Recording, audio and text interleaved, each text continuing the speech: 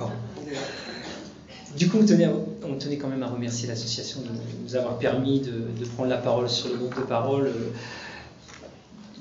En règle générale, on est plutôt des écoutants. Donc voilà, on va devoir parler un petit peu sur ce qu'on fait.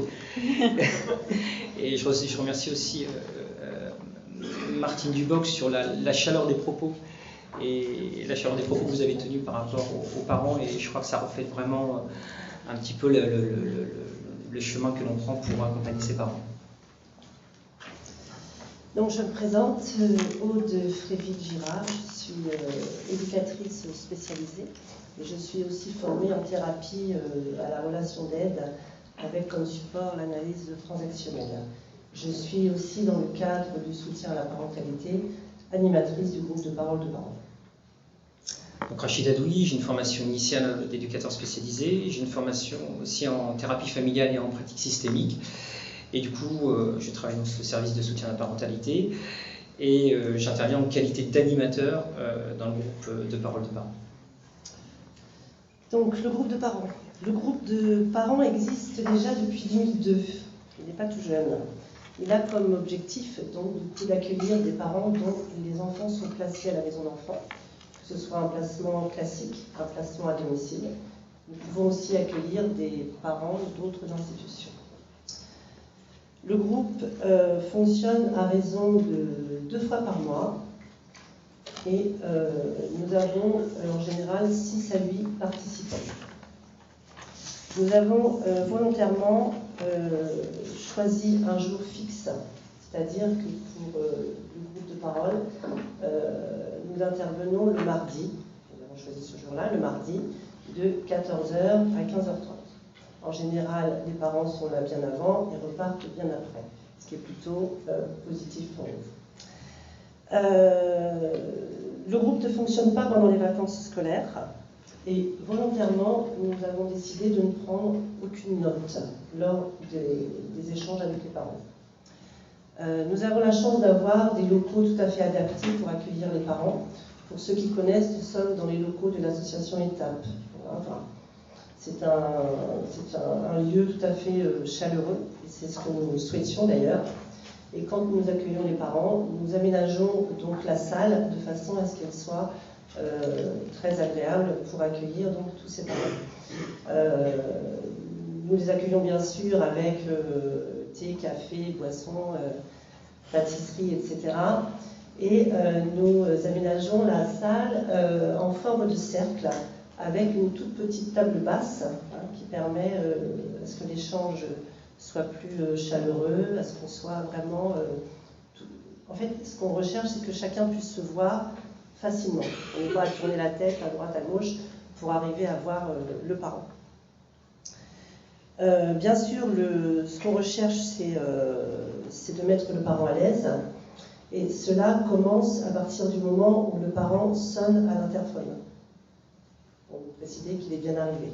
Donc à partir de ce moment-là, nous répondons le plus agréablement possible aux parents et nous allons le chercher pour l'amener dans la salle. Donc là, je parle pour les parents qui connaissent déjà le groupe de parole. Je vais peut-être laisser la parole à mon collègue. Je vais reprendre un petit peu la suite par rapport au niveau des règles de fonctionnement que l'on a avec les parents. Il y a un principe phare qui est extrêmement important, c'est une des raisons pour lesquelles on ne prend pas de notes. On ne veut pas amplifier justement le fait qu'ils puissent se sentir visés, en tout cas parce que comme tous les financements, c'est quand même le dispositif de la protection de l'enfance. C'est la confidentialité. C'est-à-dire que ce qui est dit dans le groupe de parole reste dans le groupe de parole. On demande la permission aux parents de les appeler par leur prénom. On garde le vouvoiement, mais on les appelle par leur prénom. Et du coup, la réciproque aussi est vraie. En règle générale, pour compléter un petit peu ce que disait ma collègue sur le fait quand les parents arrivent, quand il y a un nouvel arrivant, on demande à un autre parent de présenter notre travail ou le groupe et comment ça fonctionne. On y voit un double intérêt, d'une part que le parent se sent dans une situation de responsabilité, mais aussi le fait que le parent donne sa couleur et sa vision du travail qui est fait. Et en règle générale, ce qui ressort assez souvent, c'est un endroit où on y rit et on y pleure. Et je trouve que cette photographie est assez juste de ce qu'on peut vivre comme expérience et comme émotion à l'intérieur de ce groupe.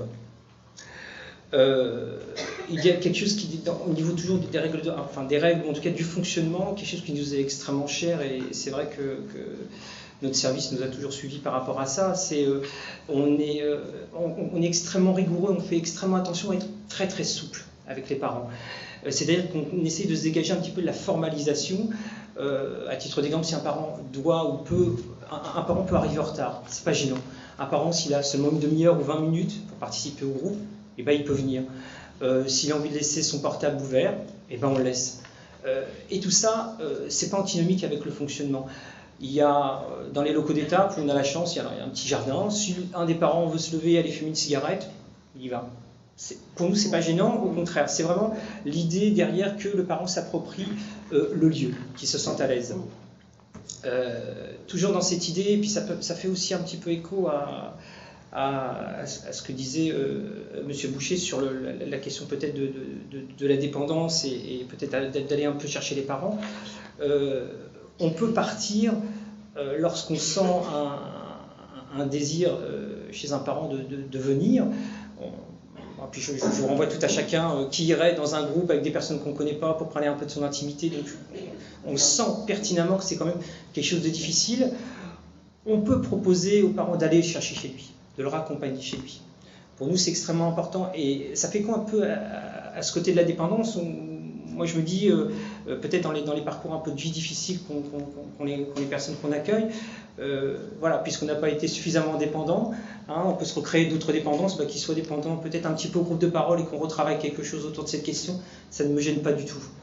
Après, bien entendu, l'idée, c'est qu'on ne reste pas dans la dépendance, c'est pas antinomique avec peut-être ce qui a été dit précédemment, mais l'idée, c'est qu'on aille les chercher, mais vraiment les chercher. Ça situe aussi la question de la demande, c'est-à-dire on part un peu du préalable de la demande, comme si, mais je vous renvoie aussi, enfin, que ce soit moi ou vous, allez faire une demande, j'ai besoin d'aide, etc. C'est quand même extrêmement compliqué. Donc la demande, elle se situe, à mon sens, au niveau du dysfonctionnement, de l'alerte qui a été donnée par l'extérieur.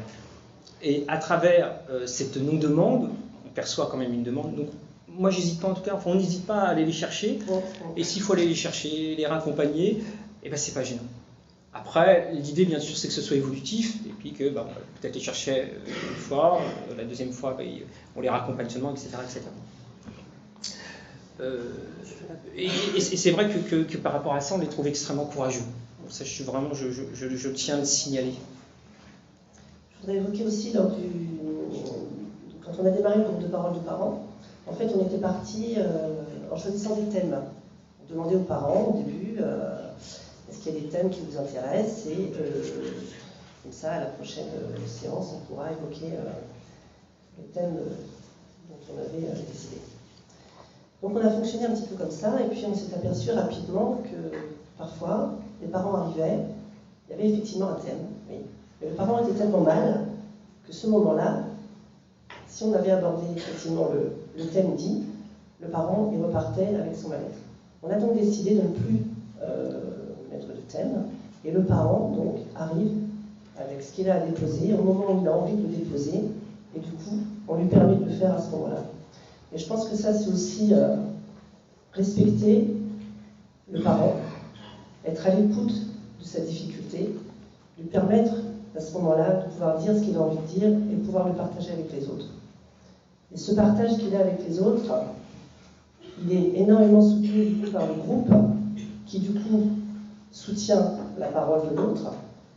Ils apprennent aussi eux à mieux se connaître, ils s'entraident. Et c'est vrai qu'en général, mon collègue et moi, on parle peu lors du groupe. Et c'est souvent, et c'est surtout les parents en fait, qui mènent le groupe et qui, de par l'histoire d'un parent, eh bien ça fait écho avec leur propre histoire. Et du coup, eux-mêmes peuvent dire et expliquer ou conseiller pour essayer, en tous les cas, de permettre aux parents de mieux se sentir. Je trouvais que c'était important cette histoire de thème parce qu'en général, on est toujours dans un cadre bien précis où il faut des normes. Et là, je trouvais intéressant de pouvoir laisser la liberté d'expression au moment où ça a été, où elle était importante en tous les cas pour le parent. Voilà, je vais rajouter ça. Oui, c'est vrai, en complément de ce que dit ma collègue par rapport aux thématiques, hein, on s'aperçoit que dans le fonctionnement du groupe de parole de parents, il y a des rituels, hein, c'est-à-dire que le parent qui vient, il arrive, on s'installe autour d'un café, autour de viennoiseries et autres. Les 10 premières minutes, en règle générale, c'est assez répétitif. Les 10 premières minutes, ça rigole beaucoup entre les parents, ça se cherche, ça se taquine un peu. Et je pense que c'est le préalable justement à ce que les parents puissent aborder des choses un petit peu plus complexes ou des choses qui les préoccupent. Il y a quelque chose aussi qui nous est cher par rapport au travail de fond que l'on peut faire, parce que c'est pas seulement voilà, une fois tous les 15 jours, il y a tout le boulot qu'on peut faire derrière, et sur le fait aussi d'aller les chercher. Lorsqu'un parent ne vient pas, on peut les relancer. On les relance par téléphone. Il nous est même arrivé lors d'une... et même à plusieurs reprises lors d'une séance, si un parent n'est pas là, on s'inquiète et on téléphone pendant le groupe de parents en disant voilà, nous sommes inquiets, j'espère qu'il n'y a rien. L'idée derrière, c'est que les personnes qui ont peut-être subi des difficultés ou des ruptures relationnelles, hein, peut-être parfois des profils un petit peu abandonniques, c'est qu'il y a le maintien justement du lien. Ça fait écho un petit peu à ce qu'évoquait Mme Chabrol, je crois, sur la question des changements d'intervenants. Et c'est vrai que la longévité de notre pratique nous dit qu'on n'a pas changé, on se connaît bien aussi, je crois que c'est une grande force, je pense, extrêmement... Voilà, fait en sorte que notre inscription, l'inscription des parents est efficiente. Ce que je voudrais rajouter, c'est que depuis que le groupe existe, donc 2002, nous avons des parents qui ont eu des enfants placés à la maison d'enfants. Aujourd'hui, les parents de ces enfants qui étaient placés sont devenus adultes. Et les parents viennent toujours, les parents sont toujours là. Et je me dis, au bout de tant d'années, c'est qu'effectivement, on leur apporte vraiment ce qu'ils attendaient, cette continuité de lien, hein, où enfin, on peut faire confiance à quelqu'un. Et cette règle de confidentialité, elle est extrêmement importante. Un lieu où on peut dire les choses et on sait que ça restera là et que ça ne ressortira pas. Et effectivement, le groupe de parents, c'est aussi notre groupe, parce qu'on fait partie du groupe. Et entre le parent et nous, il n'y a pas de différence. Voilà, on travaille, on est comme eux, au même niveau, et je pense que ça c'est important. Jusqu'à maintenant, l'éducateur, donc moi maintenant, heureusement, mais l'éducateur était celui qui avait le savoir. Le parent, lui, il était mauvais parent, il ne savait pas, il fallait tout lui apprendre. Aujourd'hui, on n'en est plus là. Le parent, il est égal à égal, il a eu un parcours de vie, comme tout à chacun, on peut en avoir un, mais à un moment de notre vie, on peut avoir du soutien qui nous permet alors à ce moment-là de remonter et de devenir ce qu'on a réellement envie d'être. En complément de ce que dit ma collègue, c'est la question de la transversalité, hein, comment un parent peut osciller entre je suis là, j'écoute, je partage une expérience, hein, qui va produire des éléments de connaissance, hein, qui vont pouvoir s'approprier. Mais c'est comment un parent devient un parent aidant dans le groupe de parole. Et on est surpris, et souvent on sourit lorsqu'on entend la formulation des parents au niveau des questions. On se dit ah, bon, je crois que là on a aussi peut-être gagné quelque chose d'assez sympa, parce que même à travers cette formulation, on peut se dire effectivement ça peut être du mimétisme, mais je ne pense pas que ce soit du mimétisme. C'est-à-dire qu'il y a une appropriation de quelque chose et aussi une réflexion. Hein. Et du coup, par rapport à ces compétences des parents, effectivement, on parlait d'humilité tout à l'heure, et de la question des places, on travaille sur la notion de résonance. La notion de résonance, c'est en quoi un vécu, une information qui est donnée par un parent a un écho émotionnel chez un autre parent. C'est-à-dire que lorsqu'un parent va évoquer des difficultés avec son adolescent, on va rebondir dessus.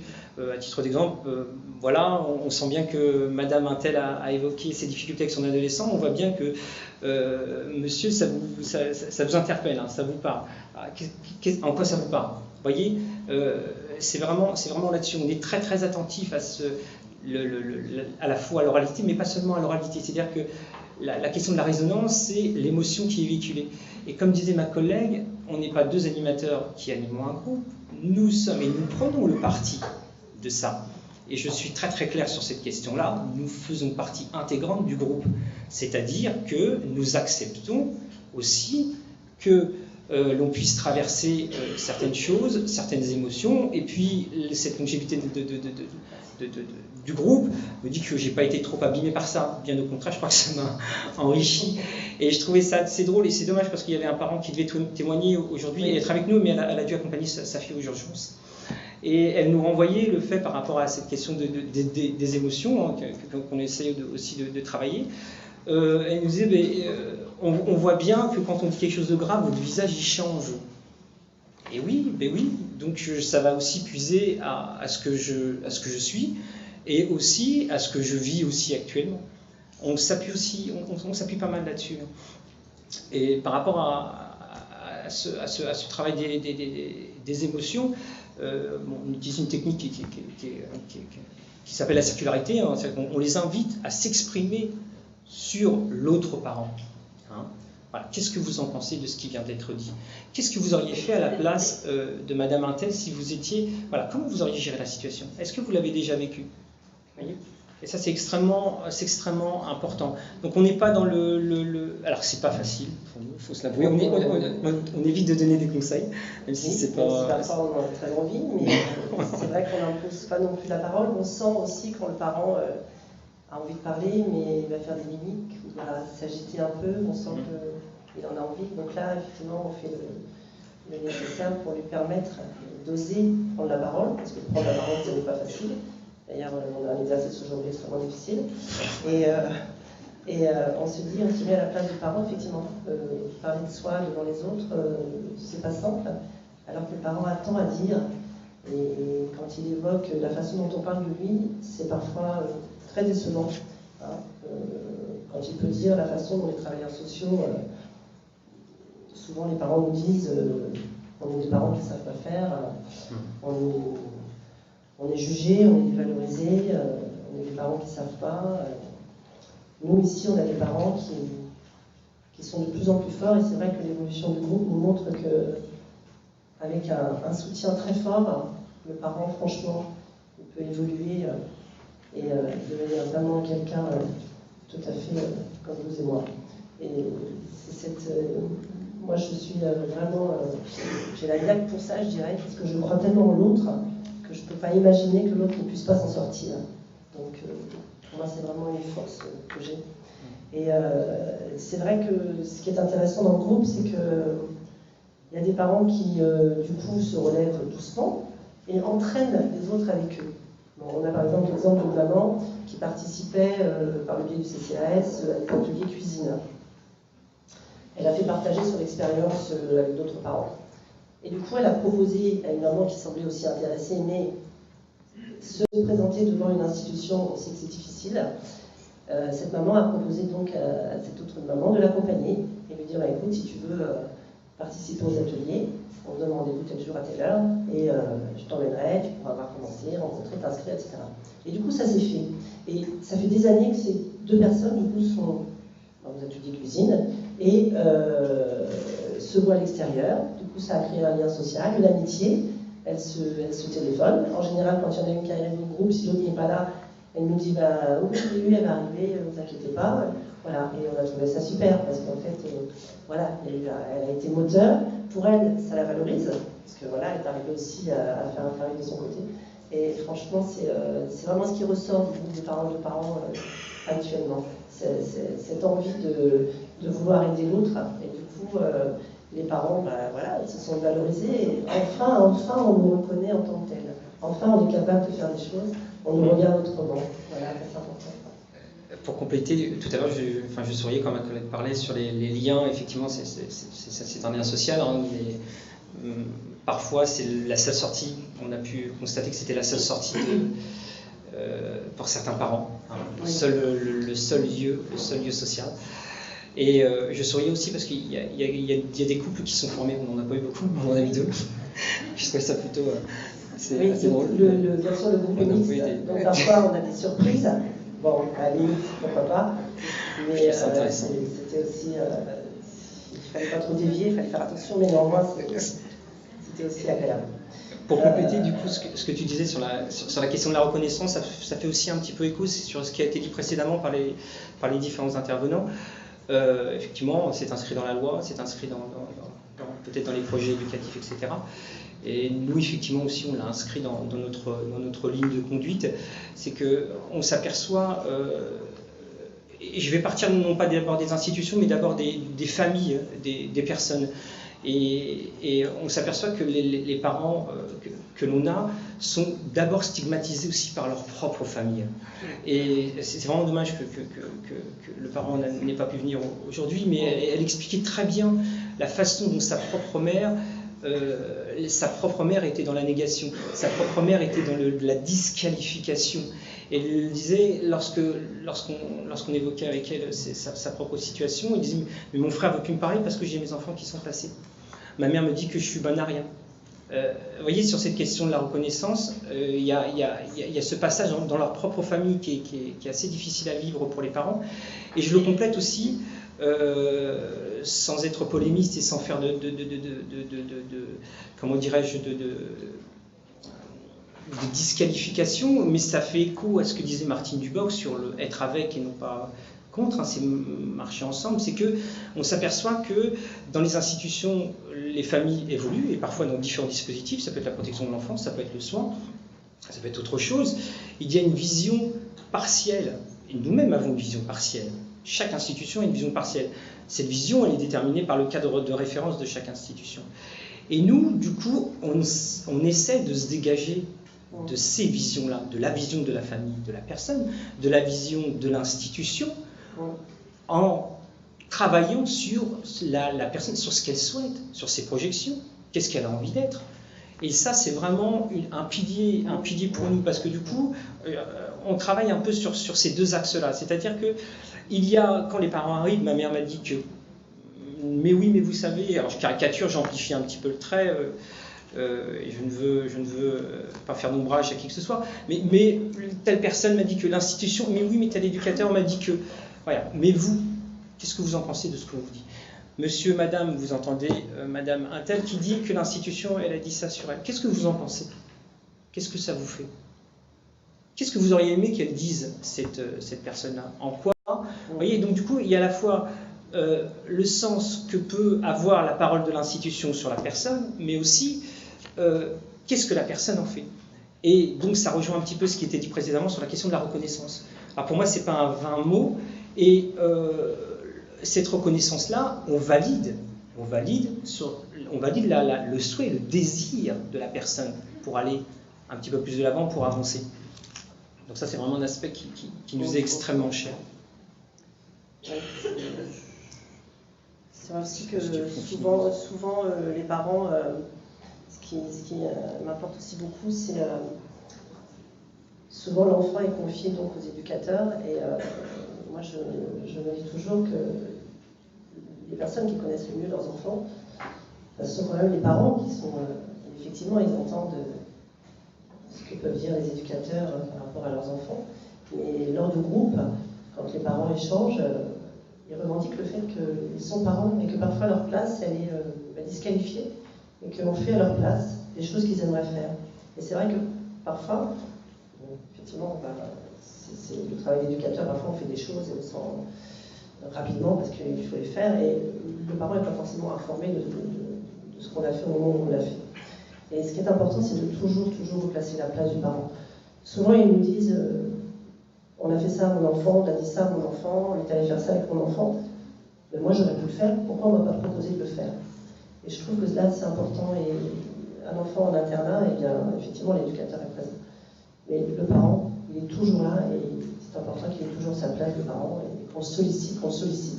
Les parents sont tout à fait aptes à faire beaucoup de choses, avec un accompagnement soutenu selon les difficultés, bien sûr. Mais il faut laisser la possibilité aux parents de faire, toujours faire. C'est important.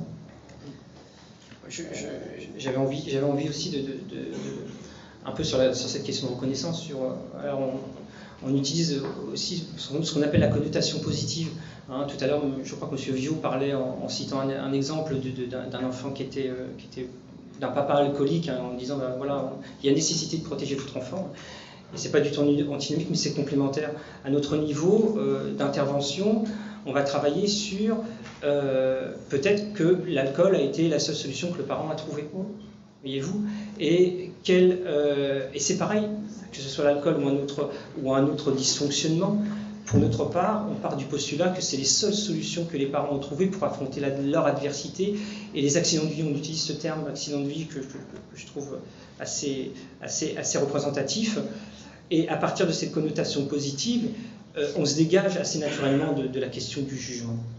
Et lorsqu'on perçoit que dans ces connotations, et j'y crois bien entendu, c'est bien entendu fait avec authenticité, quand on s'aperçoit que ça permet aussi à certains parents de réfléchir sur leur propre dysfonctionnement ou sur leur propre accident de vie, bah, on se dit voilà, là il y a peut-être quelque chose qui s'est passé par rapport à ça.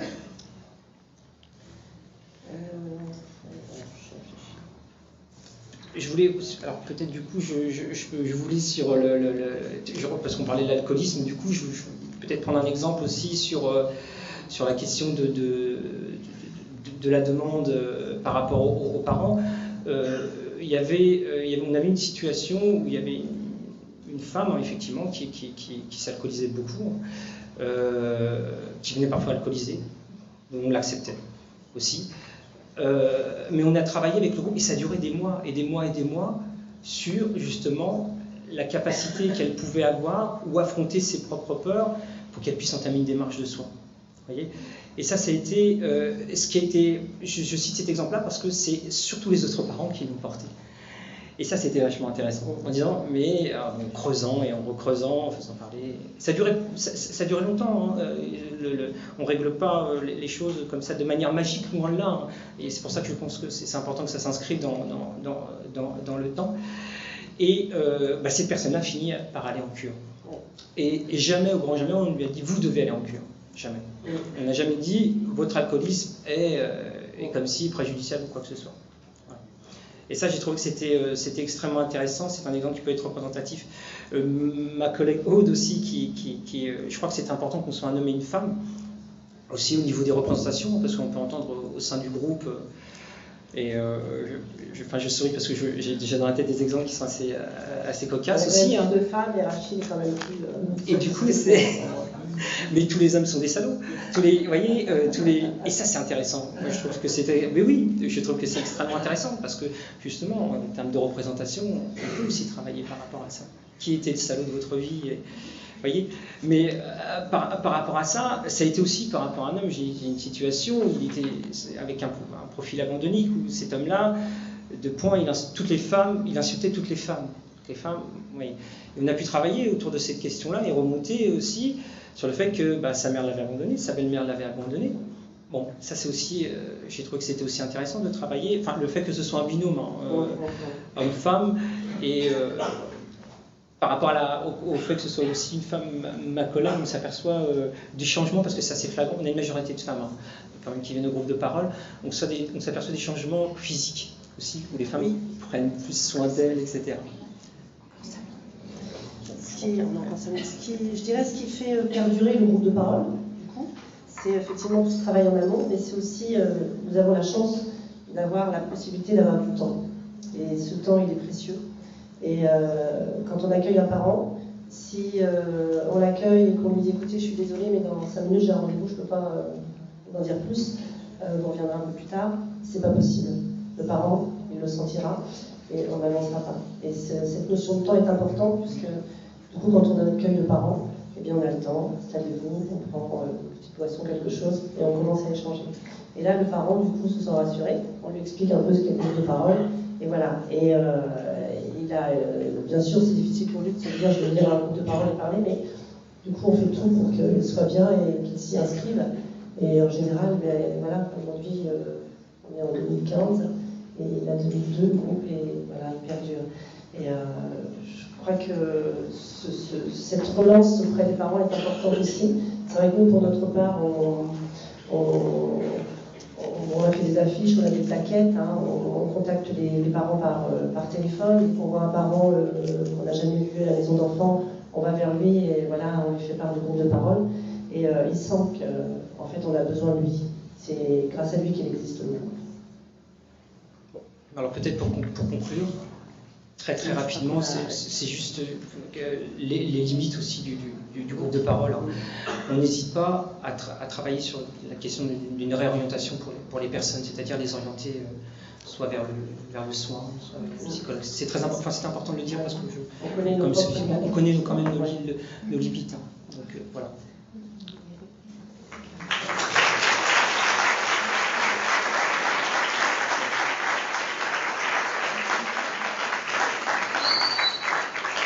Merci beaucoup.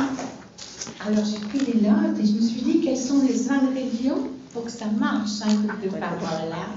Alors je ne sais pas si j'ai tout compris. Vous avez parlé du cadre, le cadre sympa, oui, que vous organisez avec une table, alors une petite table basse avec des sièges autour. Et table basse, c'est sympa ça. C'est vrai que sièges autour. Oui, on fait un cercle. On fait un cercle. Et alors là, on a entre autres 2 mamans qui viennent depuis le début, et on a une maman qui, depuis qu'elle vient, s'assoit toujours à la même place. Son souhait, c'est d'être face à la porte. Bon, donc elle est face à la porte, mais il faut faut faire vraiment attention parce que quand un nouveau parent arrive et veut prendre sa place, il faut délicatement lui faire comprendre que non, elle ne pourra pas s'asseoir à cette place-là, parce que cette place-là, voilà, elle appartient à cette personne. Et il a failli une fois, la maman s'est installée à une autre place, et franchement, elle était très mal à l'aise. Donc il a fallu trouver une stratégie pour la faire changer de place, mais voilà, ça c'est important aussi. C'est très important. Vous avez parlé du fait que vous êtes un homme et une femme, ça c'est important, donc on lance un appel. Il y a beaucoup de femmes dans le travail social, c'est bien, mais il manque finalement, l'homme il est nécessaire, même si il est terrible. Et vous avez vu comment il a l'air de réagir calmement quand il entend toutes les horreurs sur les hommes. Je vous ai observé, ça ne vous démontez pas. Qu'est-ce que j'ai retenu? La relance du parent, ça je trouve extraordinaire. Et ça me faisait penser à ce que les gens nous disent, c'est-à-dire ils savent qu'ils comptent pour quelqu'un, de même que vous comptez pour eux. Et c'est important même le téléphone, l'écrit. Il y a des parents qui disent, mais surtout pas une lettre avec le logo du service, mais plutôt un petit mot manuscrit. Et ça c'est super intéressant. Et puis vous citez des tas de pratiques qui sont super intéressantes. Le rôle du temps, prendre le temps, pas donner de conseils, ça on s'en doutait, mais je vais revenir après. La connotation positive, ça c'est formidable, c'est vrai, des vraies pratiques. La résonance, la circularité, je trouvais que ça c'était vraiment très important. Et alors que vous parlez des limites, alors dans le dernier numéro d'Acte qui vient de sortir et qui est vraiment très intéressant, qui s'appelle « Exprimez-vous », donc on est tout à fait dedans, Acte c'est la revue d'Énie. Il y a un article qui vous est consacré, ou du moins vous témoignez de votre expérience, et vous avez une phrase qui est très intéressante, je voulais juste rebondir un petit peu parce que ça correspond à tout ce que vous venez de dire. Vous dites, il est écrit, comme le rappellent les animateurs de ce dispositif, vous deux, on doit être haut sur le cadre et bas sur le contenu. Et je trouve ça très intéressant. Et de même, quand vous disiez finalement au début, on parle un peu de tout. Et moi, quelquefois, j'entendais dire, oh oui, ces groupes, ils parlent de tout et de n'importe quoi. C'est pas vrai. On parle de tout simplement souvent pour se mettre dans l'ambiance, pour échanger. Mais dans ce tout, il y a tout de suite des choses importantes qui arrivent. Donc, est-ce que vous pouvez nous parler un tout petit peu? Je fais attention au temps. On doit être haut sur le cadre et bas sur le contenu. Cette notion-là, ça évoque un petit peu ce que j'expliquais tout à l'heure. C'est-à-dire qu'être haut sur le cadre, c'est être extrêmement vigilant. Est-ce que chaque parent se sente relativement bien lorsqu'il arrive dans le groupe de parole? C'est-à-dire qu'il y a un paradoxe. Le paradoxe, c'est d'être extrêmement souple pour être haut sur le cadre. C'est-à-dire que tout ce que j'évoquais tout à l'heure, si un parent a envie de fumer une cigarette, si un parent a besoin de répondre à son portable, effectivement, c'est ça. Être haut sur le cadre et bas sur le contenu. Et c'est aussi, à travers les échanges et les interactions qu'il y a au sein du groupe, c'est avoir la même humilité que les parents. C'est-à-dire se mettre aussi dans la même ligne. Et ça, c'est vraiment très important. Est-ce qu'on peut dire que le cadre, c'est une sorte de filet de sécurité où chacun va pouvoir s'exprimer? Ça sécurise le cadre. Tout à fait. Et je crois qu'ils ont pu l'expérimenter de toute façon. Voilà, ce que vous venez de nous dire sur la place que vous gardez. Ce qui demande finalement, cette position basse sur le contenu, ça demande de la part des professionnels. Et je trouvais que c'était intéressant ce que vous êtes présenté en parlant de votre profession, de votre parcours, de vos spécialités, pour parler que vous êtes au même niveau et que vous discutez. Je trouve que ça, avec les parents, ça demande une certaine abstinence ou abnégation. C'est-à-dire que vous êtes celui qui parlait. Vous avez dit aussi que quand les parents disent, quand ils disent quelque chose, ils voient sur votre visage que vous réagissez. C'est-à-dire combien vos propos les touchent. C'est-à-dire que vous êtes tous pareils, vous êtes des humains en train d'échanger et qui sont touchés par ce que disent les uns et les autres. Et ça, je trouve que c'est important. Merci.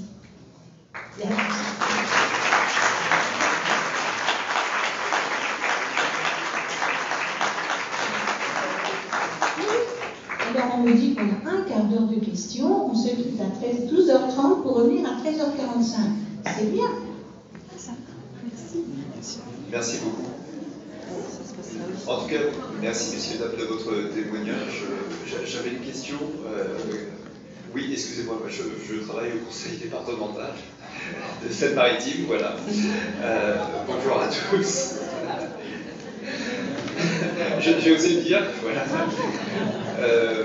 En fait, ma curiosité est piquée par ce que vous exposez, et j'aurais voulu poser plus précisément une question à M. Adoui, qui est formé en systémie, et je voulais connaître, enfin savoir si vous perceviez la synergie qui s'installe et qui fait écho dans la vie de l'enfant qui est pris en charge par ailleurs, et comment voilà, les choses évoluent à travers le groupe, à travers la vie familiale qui se retisse ou pas, je ne sais pas. Enfin voilà, c'est ma question.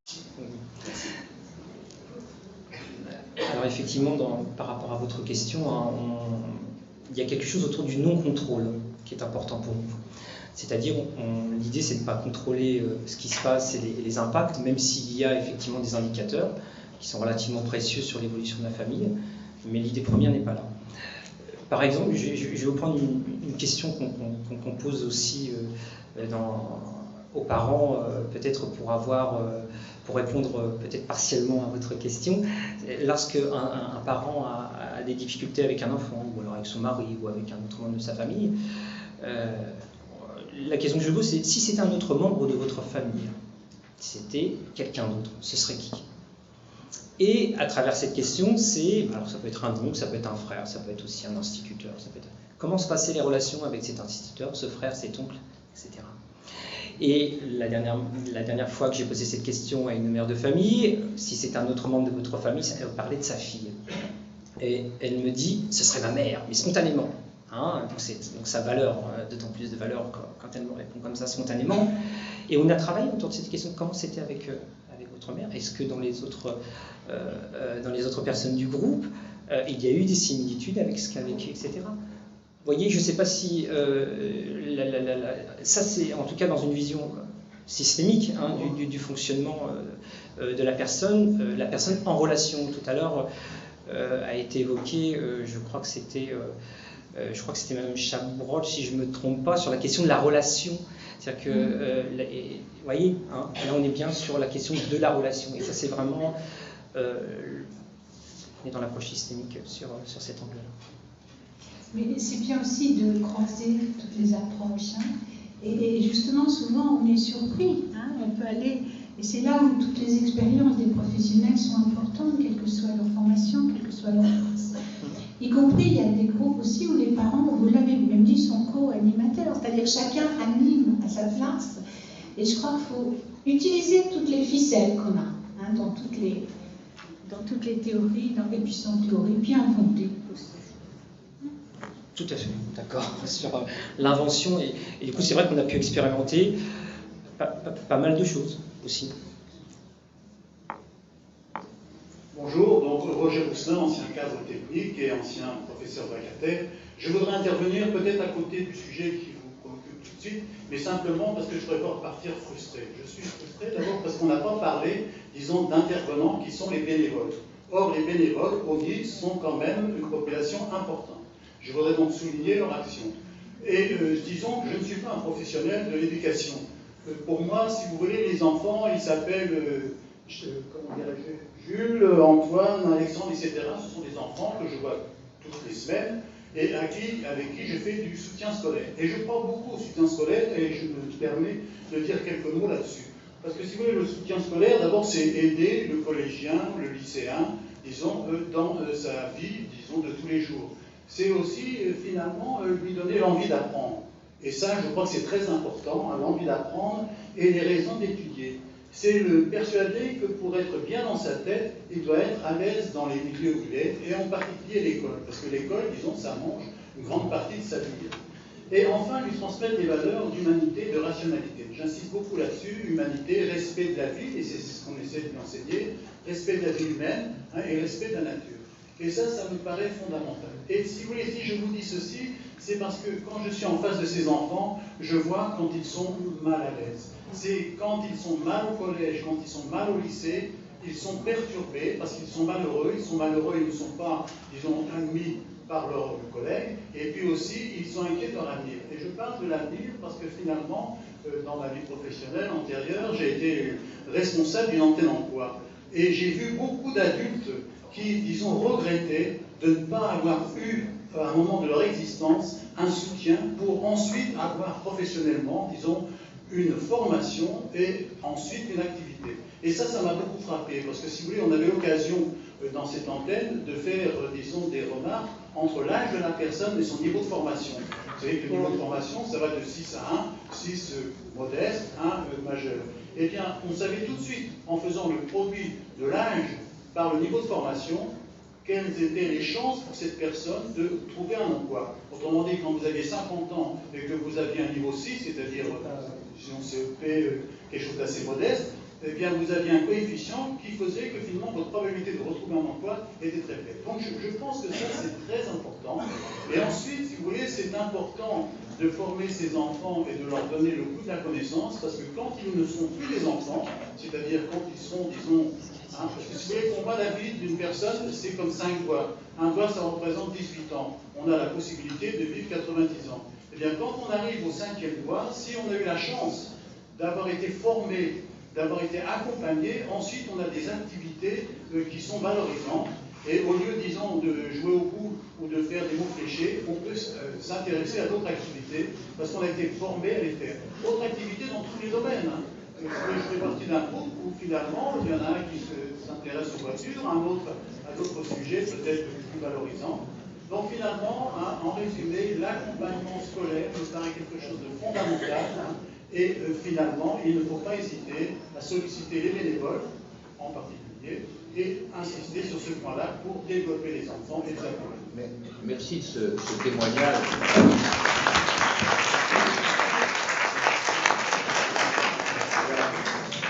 Nous attachons beaucoup d'importance dans notre association au travail avec les bénévoles.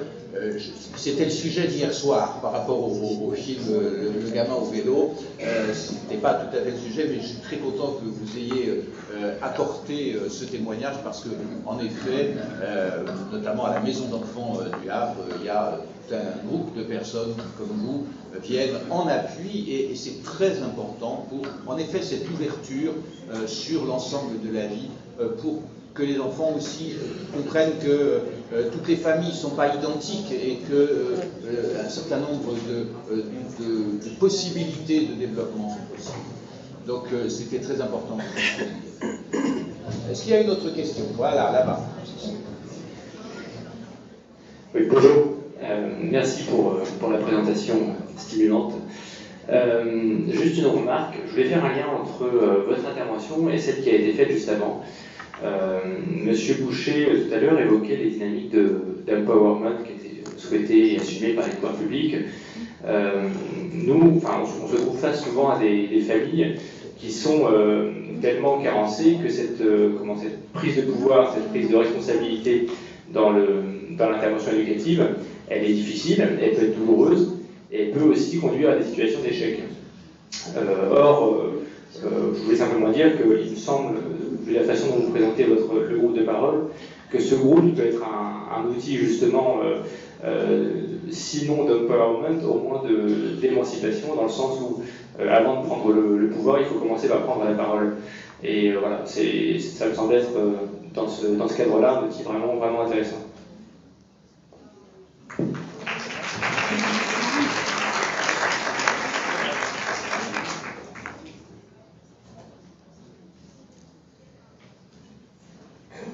Bonjour, alors je suis désolée, je suis arrivée en cours de route, donc j'ai peut-être manqué un épisode et j'espère que mon propos ira bien dans la continuité de ce que vous avez dit. Il y a quelque chose que j'ai vraiment apprécié de... Ah oui, alors excusez-moi, Virginie Georges, chef de service à la pouponnière du centre infantile Raymond Lerchoir. Il y a quelque chose que j'ai beaucoup aimé dans ce que vous avez pu dire du groupe de parole, c'est notamment cette anecdote qui n'en est pas une, de ces deux mamans qui finissent par aller à un atelier cuisine ensemble. Et je me dis que peut-être ce qui manque souvent dans nos institutions, alors je dirais au sens plus large, dans les politiques de protection de l'enfance, c'est de considérer les parents aussi avant tout comme des hommes et des femmes qui ont besoin d'un étayage autour d'eux, qui ont besoin de tisser des liens, qui ont besoin de se sentir utiles. Et pour avoir travaillé il y a quelques temps dans le champ de l'insertion sociale pour les bénéficiaires du RSA, je n'ai pu que, comme beaucoup d'entre vous, tristement constater à quel point voilà, ça n'était plus une priorité aujourd'hui et votre action en l'occurrence, qui vise à faire se rencontrer avant tout les parents, mais bien aussi des hommes et des femmes, elle est d'autant plus utile parce que être parent finalement c'est être un homme et une femme qui en plus a la charge d'élever un enfant. Et si on apporte quelque chose de l'ordre du sentiment d'être utile, d'être bienvenu dans la société, dans les relations humaines, dans ce qu'on peut offrir, ce qu'on peut donner aussi, aller chercher mais aussi offrir, je pense que c'est quand même un énorme morceau du travail qui est non pas seulement de considérer qu'on protège l'enfant, mais à l'abri dans une institution ou une famille, mais aussi quelque part son parent a besoin de se restaurer pour pouvoir, en tant qu'homme et femme, ensuite être disponible en tant que parent.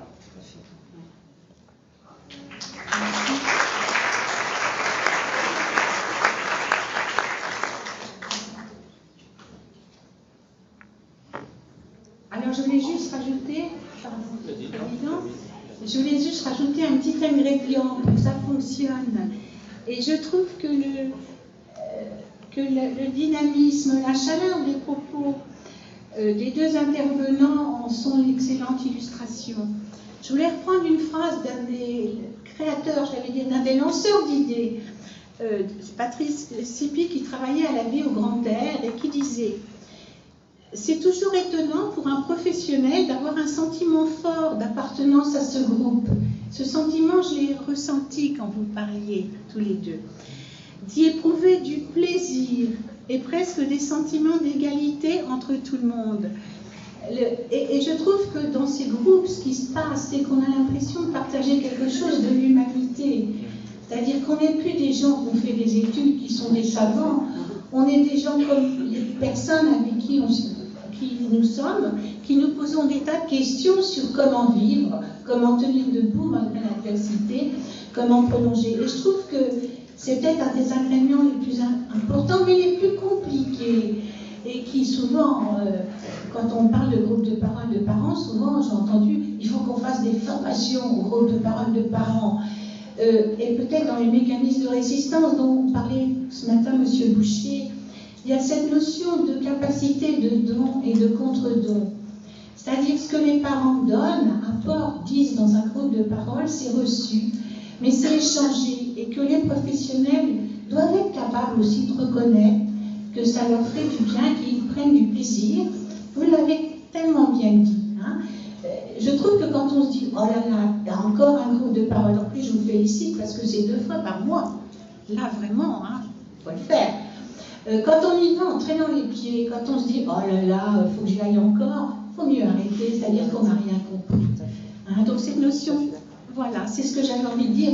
Et je trouve que ça, c'est quelque chose qui devrait, qui doit et qui traverse toutes ces formes de vivre avec, pour reprendre les mots, d'être avec les enfants et les parents, dans le cadre de la protection de l'enfance au sens large et large du terme, et noble. Voilà.